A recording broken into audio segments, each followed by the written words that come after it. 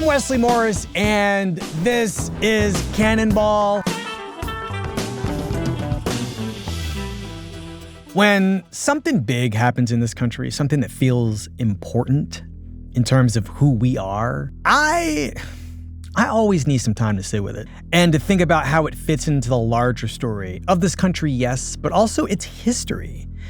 And right now, what's happening is a battle over our story itself. Since January, this effort's been underway to dismantle the thorny, complicated version of that story, to sanitize it, basically. Our government prefers a brighter, cleaner, more glorious story. And so I've needed some time to understand what that's all about. Is this wide-scale dismantling of the messier, more uncomfortable version has been playing out. Basically, a lot of it around our cultural institutions. And what I keep thinking about is this one afternoon 6 years ago. It was a gray day in February. I definitely remember that. On the third floor of the New York Times building, in a conference room, and an all-star group of journalists, scholars, New York Times Magazine staff folks had come together to brainstorm about an idea that our colleague Nikole Hannah-Jones had to commemorate the 400th anniversary of the arrival of the first enslaved Africans on what is now North American soil. Now, I can't remember if the 1619 Project was an official name, but there must have been about 40 of us in that room that day, and the exercise was to identify practices and ideas that exist in the present whose roots go back to American enslavement. And it was just astonishing to see the ideas fly up on that whiteboard. Was sugar an even cashier crop than cotton? Did somebody just mention traffic and urban sprawl? Democracy? Jesus Christ. I mean, it was distressing, I must say, but it was also exhilarating. This brilliant group of thinkers coming together around this shared project, making these connections, these vital connections between our lives today, right here in the present, and our country's origins. And readers seemed shocked to have it, but also gratified for all this journalism, scholarship, art, history, feeling. The project's timing seemed pretty perfect too. I mean, it dropped at this moment when Americans were newly interested in these ideas around race in their pop music, race in their horror movies. Get Out finally found permanent metaphors for northern white liberal racism. They said it couldn't be done, but Jordan Peele did it. Black Panther imagined this magnanimous African kingdom that vowed to do better by Oakland than California had. And both those movies were Best Picture nominees, and that's not nothing. I can't remember the last time two movies about black people were competing for the same Oscar. Atlanta, that was the coolest show on TV. This Is America? This is America. Not the coolest song on the radio, but it did debut at the top of the Billboard Hot 100 and win Childish Gambino the Grammys for Record and Song of the Year. And I think what's happening now, I mean, it's basically a backlash to that period. The National Museum of African American History and Culture, man, that place would be so much better if, for instance, it just didn't have so much slavery in it. The Kennedy Center, that place would be a lot more legit if it just banned the drag queens among us from performing there. Any policy or program that involves just about any non-white, non-hetero, non-cis identity has now been rebranded as woke. At our museums, yeah, but also in our workplaces, at our colleges and universities, in our public school systems, at our national parks, wherever. And there's an argument to be made that what started in that room 6 years ago, what I experienced as a simple but profound procedure of laying out, ruminating on American history, this work of explanatory journalism, that helped bring about this backlash, helped bring Donald Trump and the MAGAverse back into power. And so I wanted to sit down with Nikole Hannah-Jones and hear how she's been feeling about this moment. And is what I'm even supposing true? Nikole, welcome to Cannonball. Hey, Wesley. Does my recollection of that afternoon in February 2019 sound right to you? Truncated, yes. What's the long version? We don't need to hear the long version, but yes. Okay. I mean, it wasn't called the 1619 Project originally. My idea was called the 400. But yeah, it was a colossal nerd fest. It was like that was the thing. It was really yeah. It was really nerdy. It was it was my black nerd dream. In that all of these scholars whose work I had read through the years, I brought them into this space at the Times along with so many of the amazing writers who worked with us at the magazine and at the newspaper. And we just had a big brainstorming session. And so many of the ideas that ultimately made the project came out of that session. And the prompt, if you remember, was very simple, that on the 400th anniversary of American slavery, we wanted to come up with a collection of essays that were arguing not about the past, but about today, and saying that so much of our society was based in slavery, and yet we didn't know it. And so kind of the key was the connections had to be surprising. So that's how you get an idea like traffic. Right. Because we didn't want to tell the story of the legacy of slavery that everyone knew. We wanted to show that almost anything that you could see in our society, I could trace back to slavery in some way. And I have played that as a parlor game, and I actually can trace anything. Anything.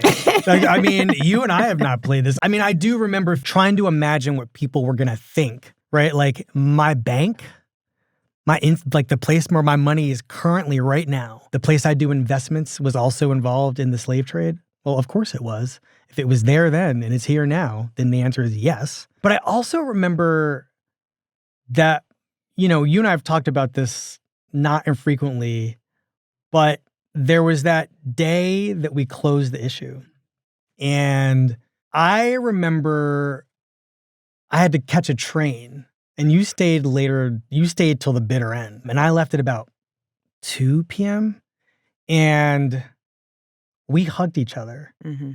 And it was, I don't know. I felt like that hug was about a lot of things.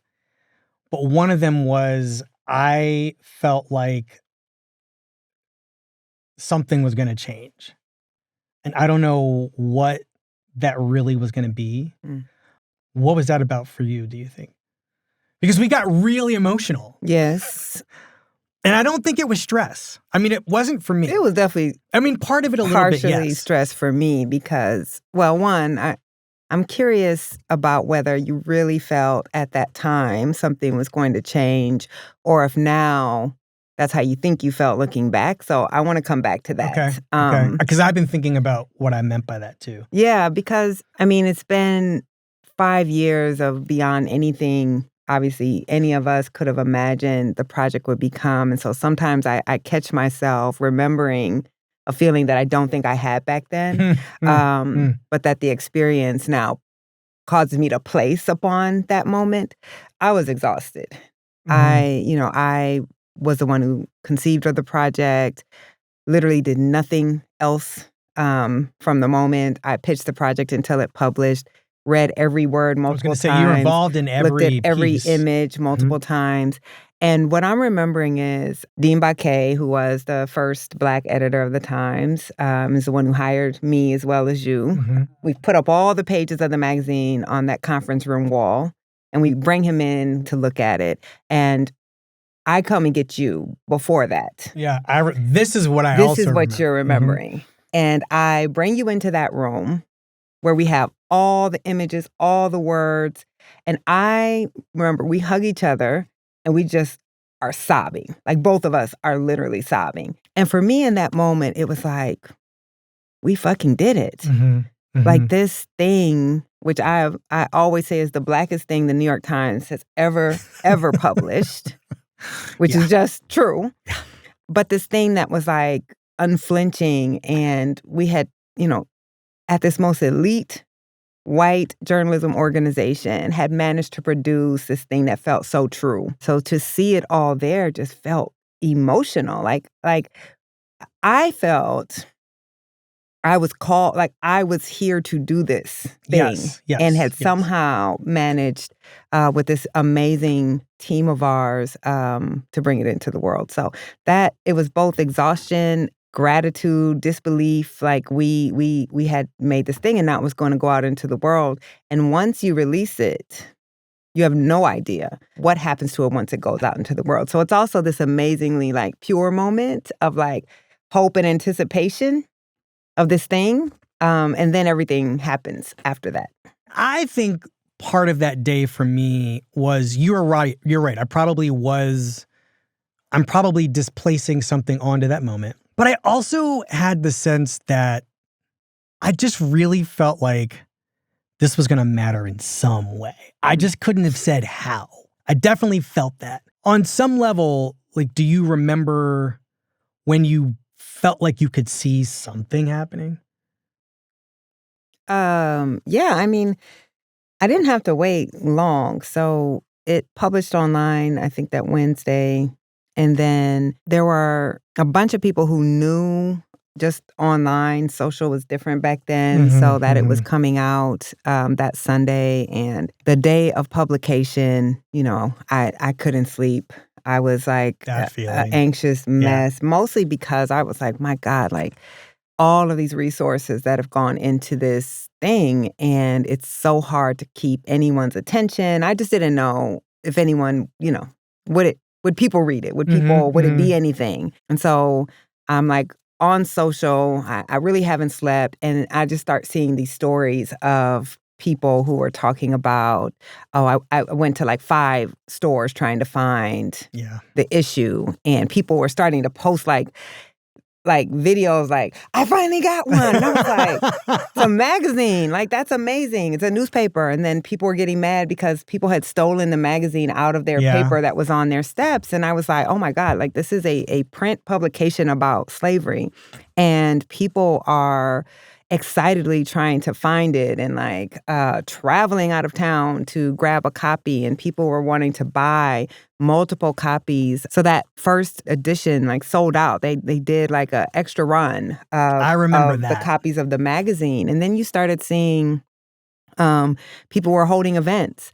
Like even the day it came out, I was dropping by people's parties where they were like, I was like, oh, you're doing something down in Lower Manhattan? I'll be there. I made like 5 stops into like people's events around, like their organic events around this piece, and people who didn't know it was coming, like going in their newspaper that day and seeing this thing that they never, ever thought that they would see in the New York Times. And then it just went wild. Like people were baking 1619 cookies. Classroom teachers were decorating their classrooms with the images from the newspaper, the pullout. People wanted to teach it briefly. It was an amazing moment where you realized you could produce something that was really hard, really challenging, lots of words, and people wanted to engage with it. And it was this period. I think I remember at that time, so this is the end of Trump's first term, and people were wanting to really try to grapple with, how did the country that elects Obama twice elect Donald Trump? And I think the power of it was, I do think timing mattered.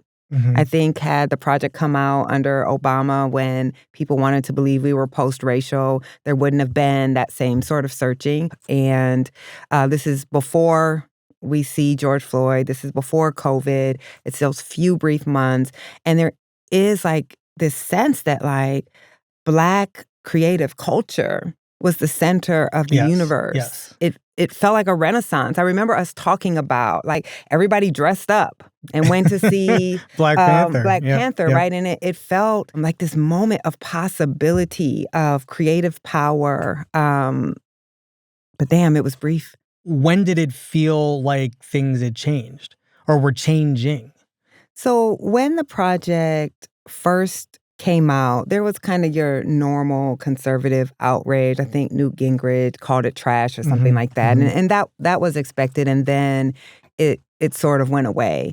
And the project became, as you know, this cultural phenomenon that you dream of as a journalist, that you can produce. You never something. even dream. You don't even dream. You don't dream that big. Right. You don't dream that big. You hope that something has legs for a week would be like amazing in our media ecosystem. But then I remember this little tiny group interviewed these historians, and some of them very, very eminent as historians. And they were upset that this project talked so much about race when they think the primary, obstacle in the United States is class. Mm-hmm. Then it kind of caught wind.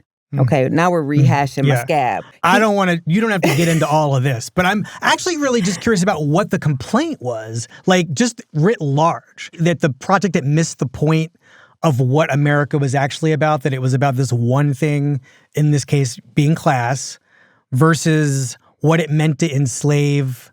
So look, it was provocative, right? Like we're saying, what if we told you the origin of the United States is not 1776? Right. That if you want to understand America, you can't begin with ideas of liberty. You have to begin with the practice of slavery. Of course, it no longer treated our founding as divine and our founders as demigods, but actually says slavery was a big deal. And as much as you want to act like it was an asterisk, it was actually central to everything about our country. Now, I think it's provocative, but also true.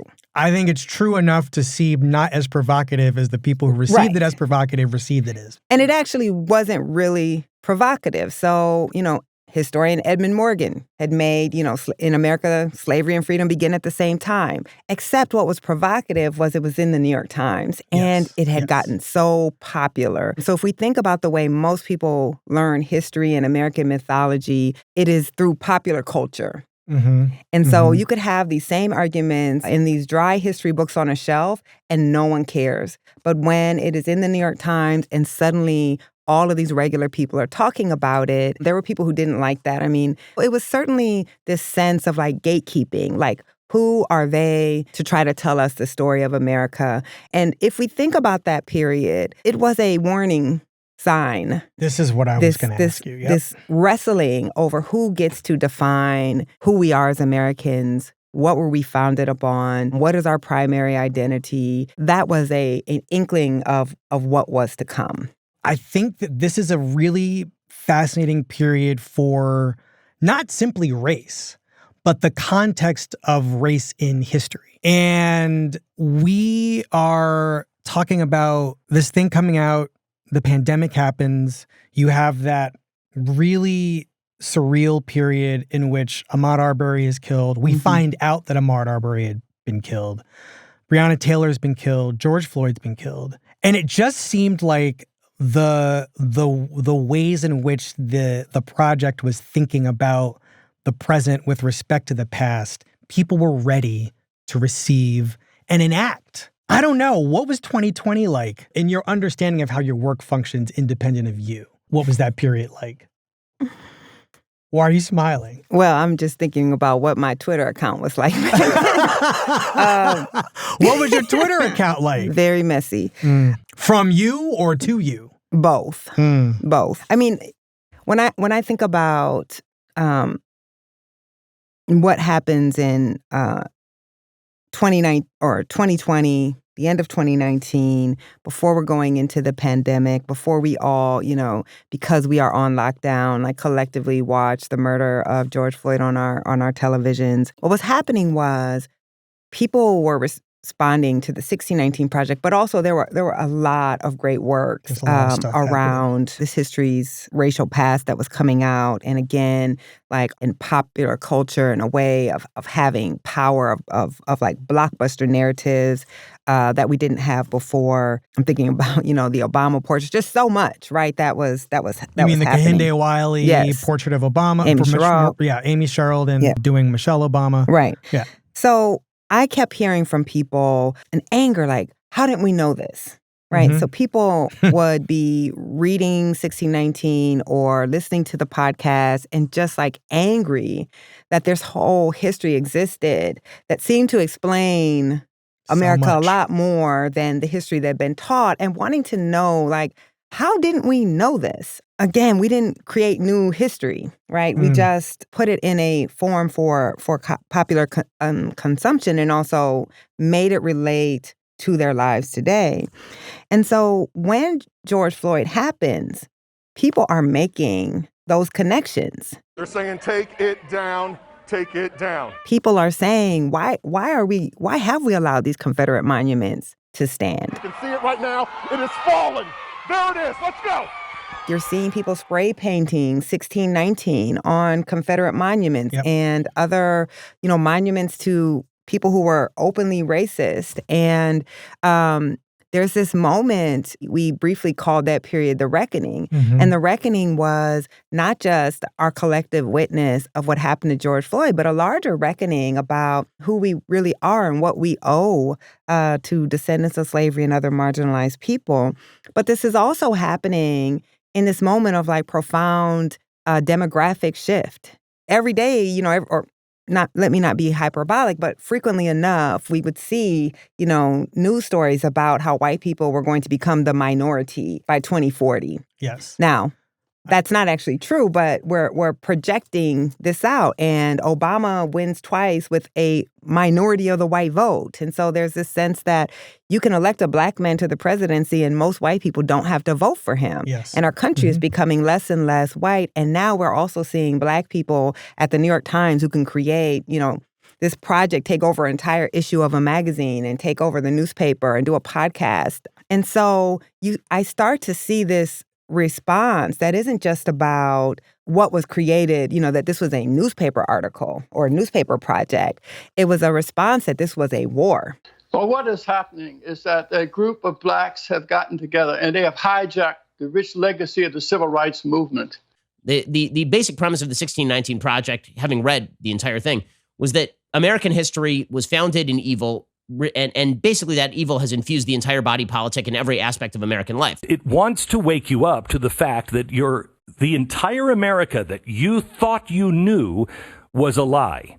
That bowl of cereal you ate this morning, evil because it has sugar in it. Sugar was a slave crop. Lack of universal health care because of slavery. Overcrowded prisons, low minimum wage, white artists stealing black music. The 1619 Project is a radical work of historical revisionism aiming to indoctrinate our kids to hate America. Right. So Tom Cotton and Mitch McConnell introduced the Saving America History Act. They introduced actual legislation to keep the project from being taught in the classroom. Donald Trump, the president of the United States, is talking about 1619, that this could collapse American empire. The 1619 Project and the crusade against American history is toxic propaganda, ideological poison that, if not removed, will dissolve the civic bonds that tie us together, will destroy our country. I was like, damn, I'm a bad bee if I can do that. But there is serious now cultural power on the other side trying to wrestle with this narrative. Donald Trump creates the 1776 Commission. Today, I'm also pleased to announce that I will soon sign an executive order establishing a national commission to promote patriotic education. It will be called the 1776 Commission. So you start to see that there is going to be this tremendous pushback against it. And for me personally, again, we're in COVID. It is. So this is back to your Twitter feed. We're at home. Yeah. Mm-hmm. And now, people smell blood. And so everyone is coming, not just at the project, but at me. And this was not just, an assignment for me. This work was deeply personal. We know everything that went into it, how much care was taken. And so I took it personally. And I have all the time in the world because it's the pandemic. Right. So 2020, for many reasons, was the darkest year of my career. I mean, I'm hearing you talk about the way people were coming for you, but I also wonder because you had to pull yourself out of it. And what did getting past that period look like? It's a mess on your end.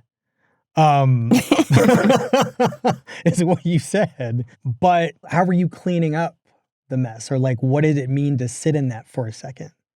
Yeah, I had to, one,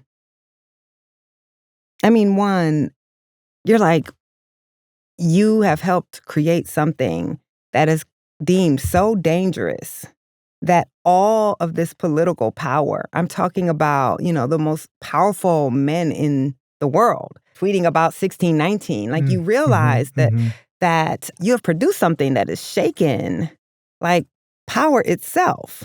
Right. And that I don't have to defend that. I had to understand. And let me be clear, there was certainly valid critique of the 1619 Project. I've never written anything that was above critique. And I've never written anything or done anything that I thought was perfect.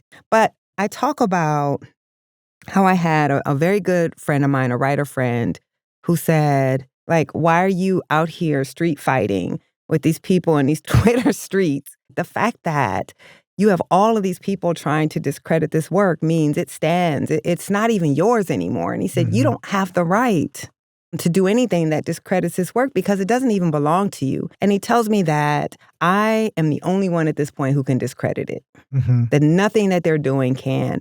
And that was the thing out of everything, it was a lot of people telling me, put the phone down. Right. I mean, but that was the thing because I realized it wasn't mine anymore. And he was right. And the best way to respond to what was coming was not to respond at all. Right. Because you were going account to account to account. You could have 5 followers. To asking. I had time. Asking these people to account for themselves. Yes. I mean. Look, okay, you know this, though. It's like I have been studying this history since I was 15 years old. Yes. And so it is the hardest thing in the world that you have spent your lifetime studying something. I was the face of the project, but most of the people who wrote the project were not me. Right? So they're not coming after any of these historians. They're not coming after these other writers, just me. No, it was you. But it's also someone who hasn't spent 5 seconds on this, who feels that they can tell you, you got this wrong. You don't know what you're talking about. And so that restraint, I didn't have. I'm an Aries. Right. I'm an Aries. I don't have restraint. I had to learn this in my maturity. Over the past 5 years. That's why I said I've grown. But also just realizing my reacting to people who were clearly just trying to bait me into reacting, where when I responded, they got attention, but I don't need to respond because the project is what it is. That's what I learned over that summer. And it was transformative in how I understood both what the project was and what it meant to the world, but also how to move in silence. I also felt like, in addition to how hard that period was personally, there was just upheaval everywhere. And I remember during 2020 feeling like this really unprecedented thing was happening, right? Yeah. We're talking about the ways in which this project got so much bigger than you, in many ways bigger than the institution that releases it. But this was also this wild period in which, we start capitalizing Black. Yeah. Every corporation in America is doing some version of a kind of atonement. It's not reparative, but it's like reparations flavored, right? Like it's really light, but it's interesting to hear language put to something that had never been put to put before. The monuments being challenged and collapsed. These were things, by the way, that, I don't know about you. Nobody called me and asked. Like, these were changes and decisions that were being made that the institutions, including this one where we work at the New York Times, were just deciding it was time to make these changes. And I felt like a simultaneous participant in that moment and a bystander to a history that involved me in some way. And some of it was great. I think that some of it was a kind of overcorrection. And I'm curious, like, on the other side of this Twitter mess that at what you would say is one of your low moments, there's some aspect in which the work you've been doing is seeing this new light of day. And what does that feel like? Man, so on the one hand, it was like 1619, the 1619 Project provided the lexicon for that summer of protest, that it gave people a basis, like an ability to push back against this narrative that so often came from, white Americans tend to view, for instance, a George Floyd moment as like a bad apple incident. Of course, Black people see it as part of this long history and part of a system. And you saw large numbers of white Americans who are now making a structural critique. So I've, of course, obsessed over the summer of 2020, and I spent a lot of time looking at polling data. And that was the first time that a majority of white Americans supported Black Lives Matter. They had never seen a majority of them supporting. And so you were seeing like these connections being made. I wrote about this, like NASCAR was like, oh, maybe we shouldn't fly the Confederate flag. Yep. Right? Yep. So it was this period where people were putting together an understanding of their America and these systems in a way that we hadn't seen before. Now, of course, you said overcorrection. I wouldn't use that word. Okay. But there are like these zones in which I think there might have been a better solution than what was what was come up with. That's right? all I mean. Because it is necessarily was going to be messy. That people who had felt, and I feel this around the issue of trans Americans as well, right? That people who had been completely silenced or felt that they had to stuff down how they felt. In that moment, when you've been silenced, maybe you get a little too loud or your voice is louder than you would have wanted it to, right? So I think we all, those of us who work in this area and study history, we all know that the normative state of America is regression. Our mythology tells us the normative state of America is progress. So I talk about this like with the Supreme Court. We all pretend the Warren Court, right, is the apotheosis of the court. It's not. Right. Warren Court was a blip. Right. Most of the court is the court that we have now, or the court of Plessy v. Ferguson, right? Like that was the court, and this is normative America. So we all knew the backlash was coming.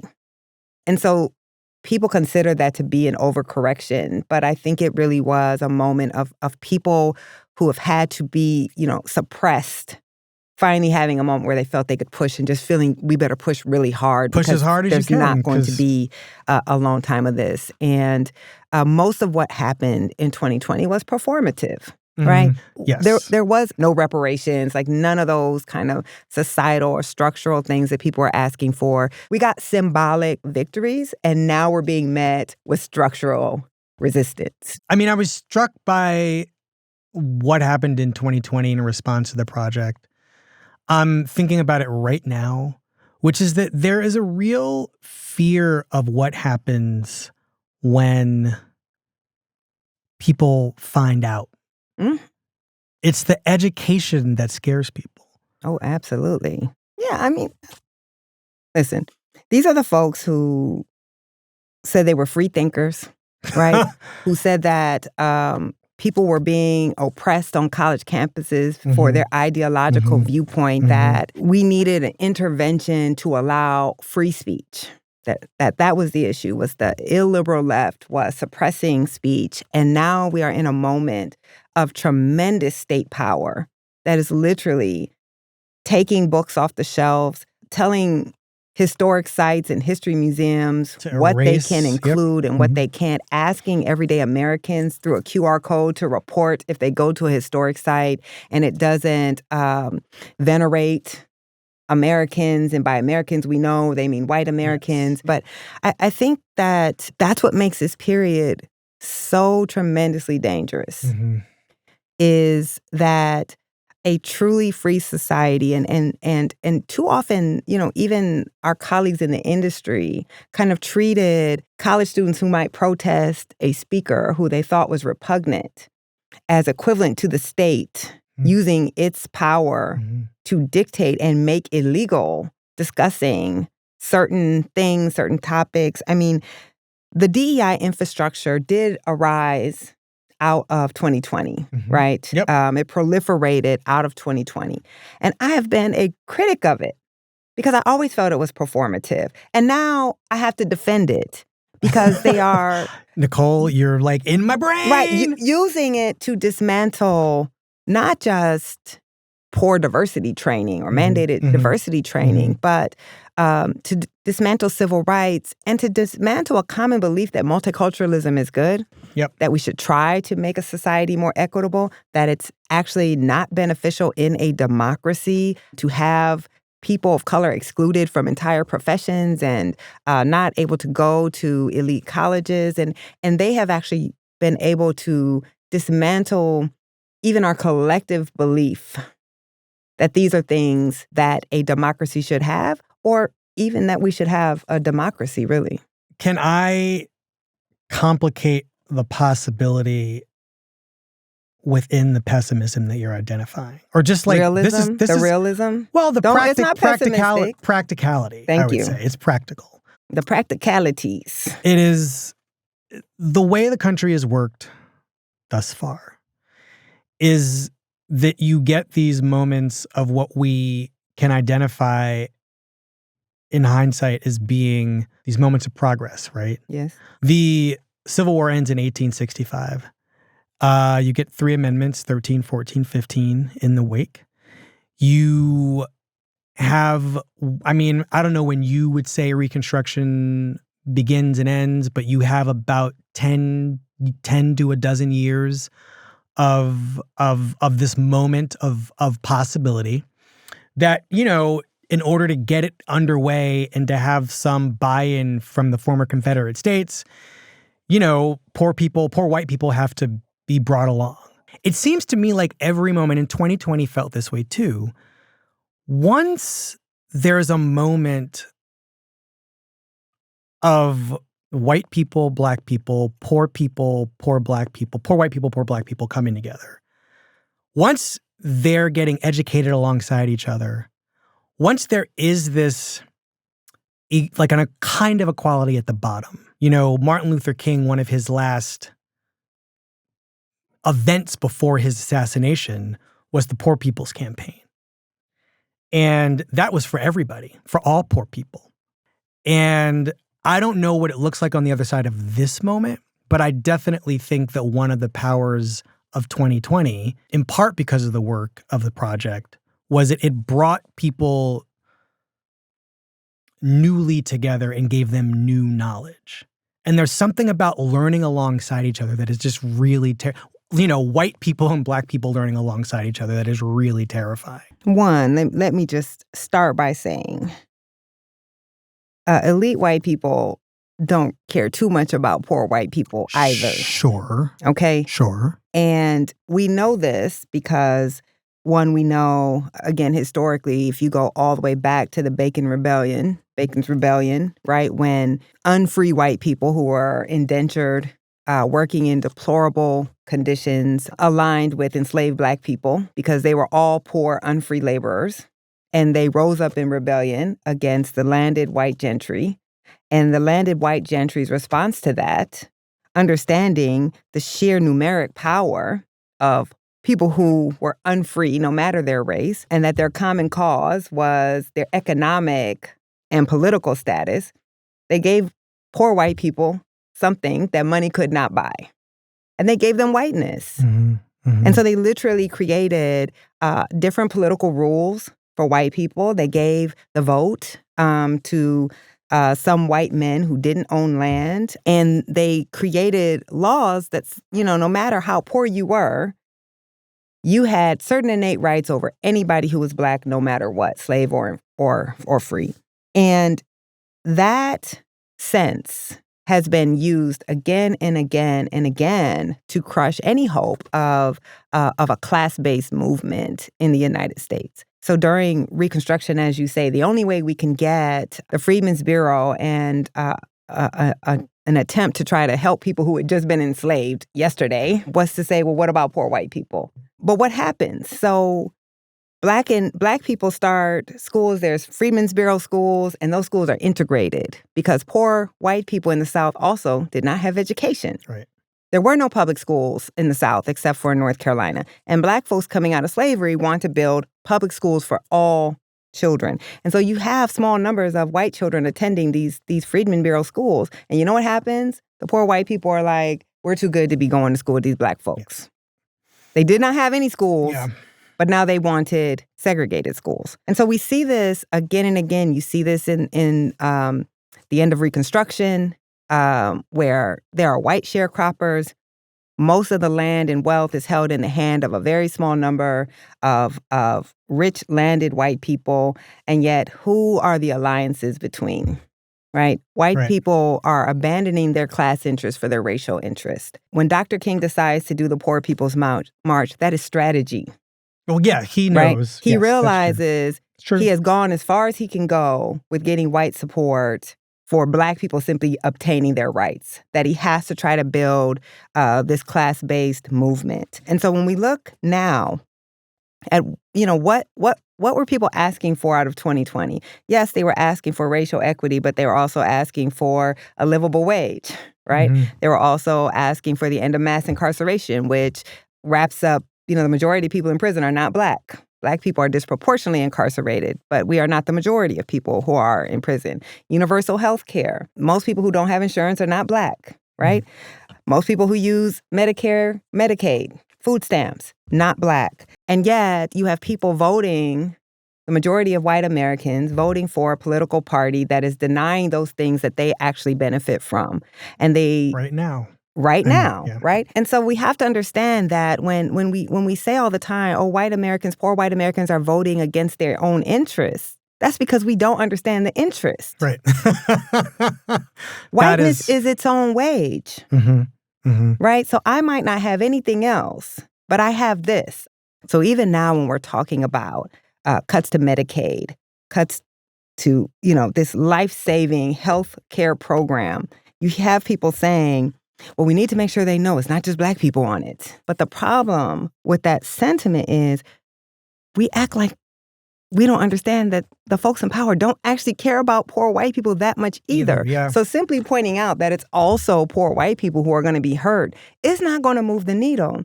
I have read reports from, during the time of desegregation after Brown v. Board, and the rich white elite said, we're going to shut down the high schools. We're going to shut down all the schools instead of letting 2 Black kids come into this white school.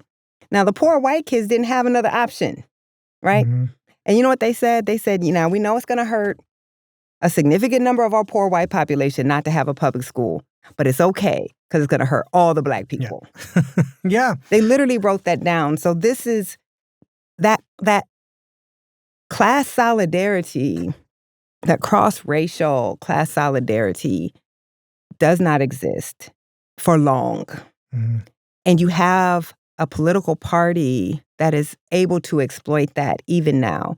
So when we look at, apparently Trump won on his economic agenda, right? That's what they said. That's what they said. And yet what does he roll out as soon as he gets in office? He rolls out a racial agenda. Yeah. That's what he rolls out. Doesn't come out with a single economic policy to help low-income people at all. And yet support remains the same. I'm wondering what it is like to have written the essay that you wrote for the original project. Mm-hmm. I would say one of the beautiful things about that 1619 essay was that it felt like you were risking hope in making this identification with your father, who was born into this family of Mississippi sharecroppers who raised you in a redlined neighborhood in Iowa. But you write about how your father also proudly flew an American flag and his belief in this country and what the flag meant. And it confused you as an adolescent, and you did not understand why. It might be the most optimistic thing that I've ever written. Yeah, absolutely. And I think your identification of an opportunity. I would not write that essay today.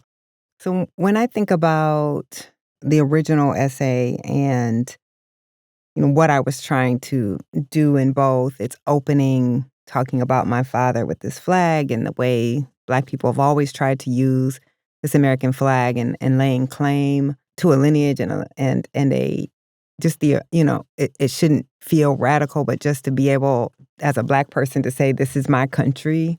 I have a right to fly this flag. I would want, not me personally, to fly the flag, but that just people who have literally no other country to claim, being able to have some pride in claiming that country was wildly optimistic. And I think, and you know this as writers, not just simply as reporters, we're writers. You are rhetorically trying to bring people to a certain place. And you're very conscious rhetorically of where you're trying to bring people. And I was trying to call us into possibility.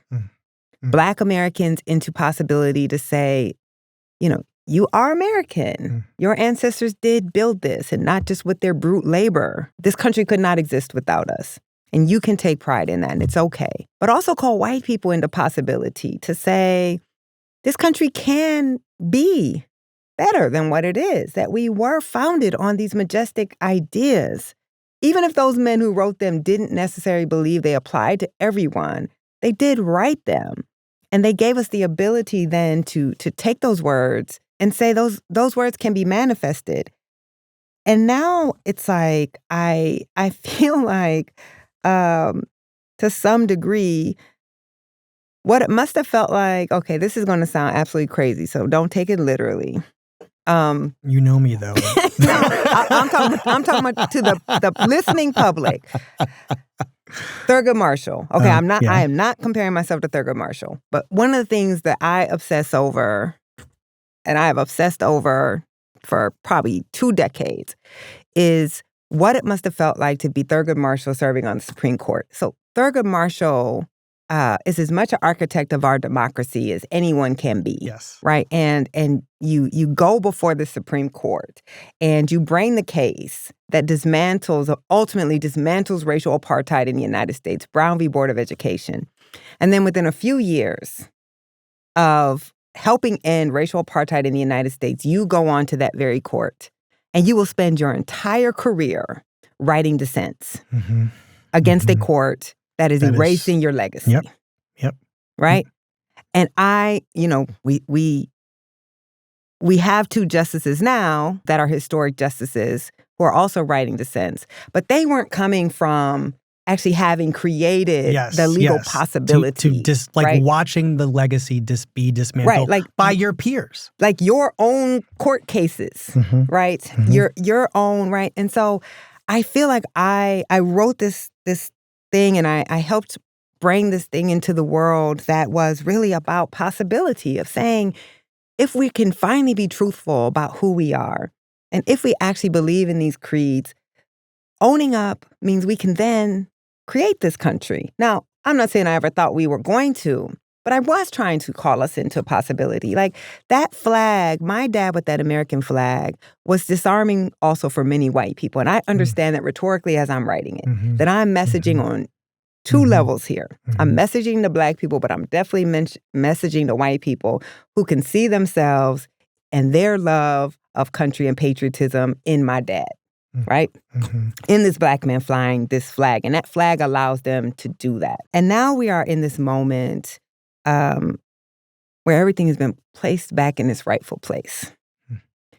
And I don't even think it's the MAGA aesthetic. I think those folks were just waiting for a moment. And that moment is now. I think it's all the quiet people. Yeah. Who aren't signaling anything aesthetically, politically. They're just quiet. And they're quiet because really they agree. Not to the extremes, right? But it's the people who were like, we did believe Black Lives Matter, but you know what? You made me sit into 1 too many trainings, and I'm tired of you talking about race all the time. Like, I thought you were going to talk about it for a few months. We gave you DEI, now you keep talking about it. It's not just that we can't talk about these things, like in a way like this is a good point. Where socially it's not acceptable. It's that we have a president who is issuing executive orders saying you cannot talk about these things, saying you cannot have multicultural centers, you cannot have diversity and inclusion officers on campus. You cannot say we actually want to make something racially diverse because that is discriminatory against white people. It's that we literally are being told legally that we can't, and there has not been a pushback to that. There have not been people who said, actually, diversity is our value. And so that willing abandonment. But see, this to me... I'm in dissent writing mode. That's all I'm saying. Okay, That's my... I fear, sadly, the rest of my career is going to be in dissent writing mode. I want to sort of spend a second reading between the lines of what it means for you to be in dissent writing mode. Because you compared yourself to being in a situation that a Thurgood Marshall, well, actually literally only Thurgood Marshall could have experienced, right? Which is essentially having gone to the court in 1954, gotten your verdict that would result in Brown versus Board of Education. The ruling, sorry. And then having the most amazing thing happen. You get appointed to sit on the court. And you have to spend most of your time on the court objecting in dissent to the rulings of your colleagues. That, by the way, are often citing Brown v. Board as they dismantle it. I mean, but also I'm experiencing as a reader the work you are doing now as dissent work. I don't think I needed you to crystallize it, but you did a much better job of it than I did, or I could have. You know, I think about, what is the role of dissent? Like when you're reading... Any dissent, or you're talking about the sort of the Supreme Court jurisprudential dissents? Okay. Yeah, okay. Right. What is the purpose of that? When we look at a Sonia Sotomayor or Justice Brown Jackson and on, you're a 6'3" minority on the court. So their entire career are going to be writing dissents as well. And I think about my own work and this feeling like I will, go out. I will end my career writing dissent. That is my future. And you understand that you're writing for a future society. That dissents are not about today. Dissents are writing for a future society that will take that dissent, that will be ready for that dissent and enact it. I mean, this is what overturns Plessy v. Ferguson in 1954 was dissent. John Marshall Harlan's dissent in Plessy is ultimately used as the basis, the legal basis to overturn segregation in Brown. And so I think I'm also just in the bearing witness stage that I feel a mandate to bear witness, to not allow us when we look back 20 years from now, 30 years from now, to pretend we didn't know, to pretend that we weren't actively making choices. I see what's happening now as a foreclosure of possibility. I think that is where we are. Like I have been on the road constantly since 1619 published, right? Talking about 1619 in every type of place. Urban areas with lots of Black and brown people, multiracial audiences, and completely white places where people wanted to come out and grapple with something really hard. And now we're at a place where college campuses can't even invite me or others who are doing similar work. They can't even invite you on campus. You cannot even have that discussion on campus. Is this a nationwide? I mean, is this like particular kinds of universities, or are you noticing there's just been a real change in terms of... there is a fear, so no court and no law has ever said that DEI or diversity, equity, inclusion, or working on diversity is illegal. It is not illegal. It doesn't have to be, right? Because all you have to have is the threat that your university will be harmed, your organization will be targeted, you may be sued. You have the Justice Department, the Department of Education, and the President of the United States saying that this is illegal and discriminatory and in violation of civil rights law. The point of that is that you don't actually have to force compliance. Right? It's chilling. People comply in advance. So I have talked to a lot of like writer friends and historians and just said, are people asking you to come talk to their students anymore? And many of them say no. I just got a call from a reporter in South Carolina because some staff at Fort Sumter and another historic site, Fort Sumter, right, the first shot of the Civil War, my children's book has been flagged, right, for removal. And so the very ideas that we were able to talk about and discuss and have exchange about are now considered illegal. Samizdat, essentially. Yes. Yeah. In a society that has prided itself on being open, on freedom of speech, freedom, right, of expression, freedom of assembly. And again, this is not happening because college students are using their freedom of speech to protest something, but because the most powerful people in the world have dictated and made it so. And all of these institutions who 5 years ago pretended that all of this was so important to them have capitulated. Where would you say we are right now? Because I've been thinking a lot about what history is even good for right now. Because what it does is it tricks you into looking for these compares and contrasts. When really, I actually think it might be more useful to do something that I think I'm hearing you say, which is to just be present, right? And just see what is happening, because history as a precedent, I mean, I don't know if it's useful. Don't ever say you don't know if history is useful. Well, I'm saying in terms of figuring out where we currently are. Of course, there's a use of it for history. I think there's no question about that. I think it does, though. Okay. What I think... Maybe... Go ahead. I think maybe talk about what a proper use of history is then. I think, there's lots of them, but the two things I would focus on for helping us in this moment is, one, it helps us understand what we are capable of. Okay.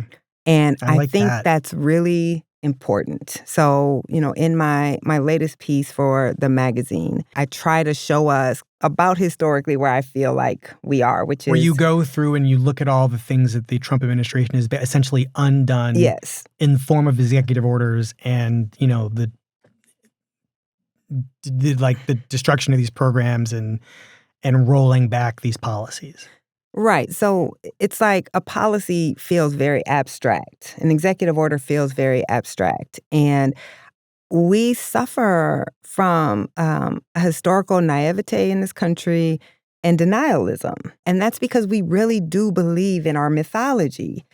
In a way, all countries have mythology, but we really do believe we're exceptional. And we really do treat all of these dark, extended periods where people don't have rights, where people are having their rights violently suppressed, where we don't have democracy. We treat them as these exceptional periods as opposed to the norm. And so I wanted to show, there was a time when there was an integrated university in the South where Black and white children were attending the school together in Louisiana, where we had Black senators. A few years out of slavery, Black men were serving in Congress. Black people were serving in the federal government. And that progress was completely erased within 15 years. You have none of that. And I think because we don't know what we are capable of, we can't imagine what can happen in this period. So when I'm writing, it's not just abstract, all of these executive orders and all of this pressure that's being placed on the private sector, on public institutions, on universities to end DEI, to open their books and show and justify every Black person that's been hired or every Black person who's been admitted. It's not abstract, right? You can see a disappearance of us from these places because we have seen a disappearance before. And I think the other reason, what history can do for us is it also can show us a roadmap out. So what I'm arguing is our correlate now is about 1913, 1920s, where we had this period of forward progress. It collapses. This is the nadir. What ends Reconstruction is a deal between the Northern industrialist titans and the white former Confederates. Now, whether those Northern titans hated Black people or not, some did. Right. Some Neither here nor there. It was irrelevant. Right. There There's this great book called Race and Reunion. It's David Blight. David Blight. Okay, yes. And he talks about, that weariness of white people right after the Civil War of grappling with the race problem. They're tired of it. They're over it. And they just want to be friends again. And they were fighting over race, and now they just want to be friends again. And the way that they can reunite and be friends again is they gotta let Black people go, right? Do what you want to them. We're not even gonna fight about them anymore. There was a silence and an acquiescence. Dealing with that original sin is too hard. It's exhausting. It's draining. You're making me feel things that I don't want to feel. And I just want to think about how great America is. And I just want to be clean and have clean hands. So we just got to move on and let that race stuff go. And Black people need to be quiet. Well, with that in mind, I think that there is something,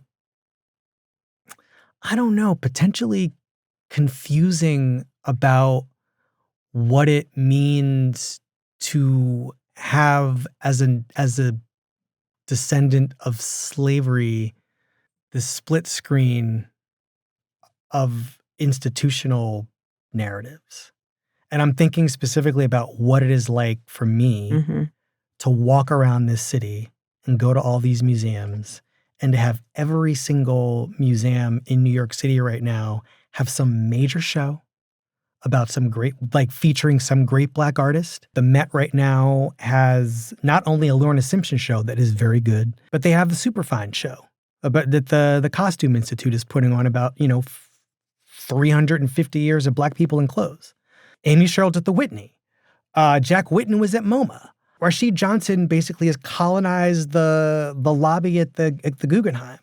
Can I just say something really quick, though? I do just think when we're commenting on how Black all these exhibits are. Oh, yes. Please speak. We just have to acknowledge exhibits are planned years in advance. Okay, yes. So let's see what we see next year. So I actually think this is a great point. Before we give too much credit. I'm not giving, the credit, this is not a question of credit. This is just a question of reality, right? These shows are happening. These shows are in a response to, this is George Floyd. That's right. These shows are George Floyd. That's right. I mean, I should have said that, the litmus test will be what do comes we see? in its wake? That's what right. happens after? Yes. But I mean, the reason to bring them up, though, is... is this, are we in the moment of the veil coming down, right? And is this the moment where we mark? When did it go Do y'all up? remember in 2025 when all the museums and then, right, that this is I think about, and I'm not going to remember his name right now, but the very last Black representative of Congress, I think he gets booted in 1898 or something like that, right? And he gives this amazing speech. And he's like, I'm leaving. I'm the last one. But one day we will return. It would take almost a century. Right? So I almost feel like I feel sad. I feel a deep sadness that what you are seeing and the ability to go to all these museums, that it's going to be some years before we see that again. That's the last little remnant of this brief moment, of that moment in time, that reconstruction flavored moment. Yeah. That W.B. Du Bois talked about comes down. Nikole, thanks for hanging out and doing a little cannonballing with us. I appreciate it. Why is it called Cannonball? Because, it's a long story, but basically just go with the energy. We did it! Okay. I'm scared. Or of what? I don't know what the hell I said. You said it all. Right, exactly.